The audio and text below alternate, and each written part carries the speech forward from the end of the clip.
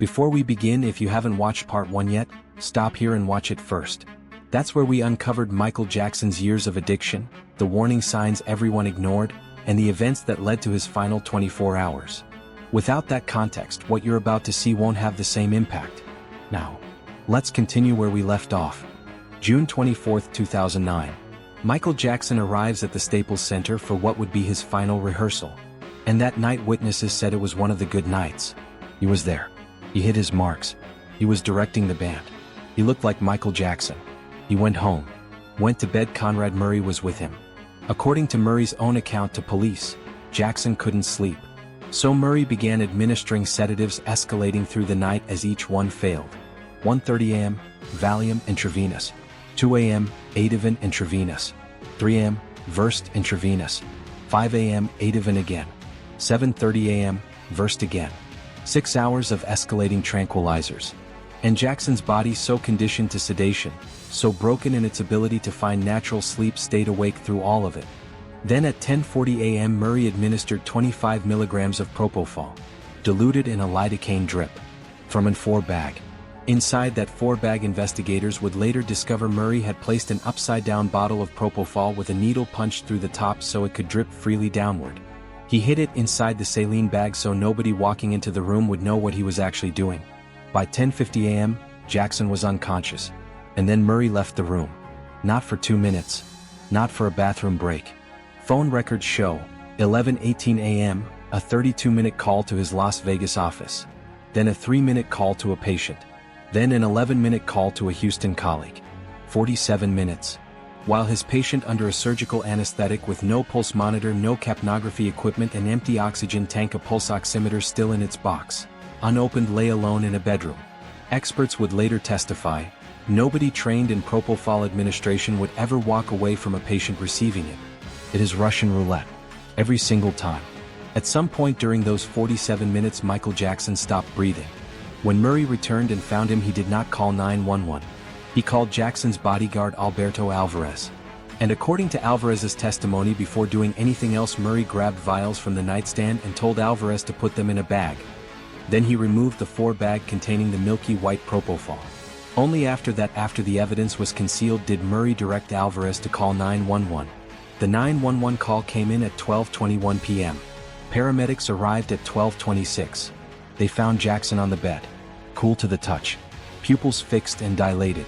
The paramedic estimated, based on Jackson's physical condition, that at least 20 minutes had elapsed since cardiac arrest. His extremities were already turning blue. Murray did not tell the paramedics about the propofol. He did not tell the ER doctors at UCLA either. He never voluntarily disclosed it. Not once. At 2:26 p.m. Michael Joseph Jackson was pronounced dead. He was 50 years old. 18 minutes later, TMZ published the news. Not through a hospital statement. Not through a family announcement. Through a celebrity gossip website. Because that was the world Michael Jackson had lived and died in. But here is the part that the news coverage always glossed over. The part that sits in the documented record, in court transcripts and sworn testimony, and refuses to go away. Michael Jackson spent the last 4 years of his life telling the people closest to him that he was going to be killed. Not in a vague, paranoid way. In a specific, named, documented way. Prince Jackson, his eldest son, testified at the AEG wrongful death trial in 2013. He was 15 years old when his father died. He told the court, after phone calls with AEG executives, his father would come out in tears and say, "They're going to kill me. They're going to kill me." And he named 2 people specifically. AEG's Randy Phillips. And his then manager Tom Tome. Lisa Marie Presley confirmed it. In a 2010 Oprah interview, she said that in one of their final conversations in 2005, Michael Jackson told her someone was going to kill him for his music publishing catalog. And she said he gave her names. She declined to share them. His sister LaToya said publicly, "He told me, I'm going to be murdered for my music publishing catalog and my estate." His daughter Paris said in a 2017 Rolling Stone interview, he would drop hints about people out to get him. And at some point he was like, "They're going to kill me one day." In handwritten notes attributed to Jackson published in 2017, he wrote, "They are trying to murder me and the system wants to kill me for my catalog." His bodyguards wrote in their 2014 memoir that Jackson's primary security concern was not fans or strangers. It was, quote, "the people who were already in his life." And at the AEG civil trial, AEG's own emails were read into the record. Their CEO described Jackson as locked in his room, drunk and despondent, before the March 5 press conference. Their co-CEO wrote to Murray, "We want to remind him it is AEG, not Michael Jackson, who is paying his salary. The doctor's paycheck depended on the patient performing." And AEG's own executives knew Jackson was deteriorating, and they pushed forward anyway. And when Kenny Ortega begged for a psychiatrist 6 days before the death, they told him to stop playing amateur doctor. The jury unanimously found that AEG had hired Conrad Murray, but then found he was not unfit or incompetent, and AEG walked free. The jury foreman later told reporters, quote, "Had the question been whether Murray was ethical, it could have been a very different outcome." Conrad Murray served 1 year and 11 months. 1 year and 11 months for the homicide of the most famous entertainer who ever lived. He was released due to prison overcrowding. He later opened a medical clinic in Trinidad. He wrote a memoir titled, "This Is It." And he never expressed remorse. And then there is the catalog. In 1985, Michael Jackson purchased the ATV music publishing catalog for $47.5 million. 251 Beatles compositions. Yesterday. Hey Jude. Let It Be.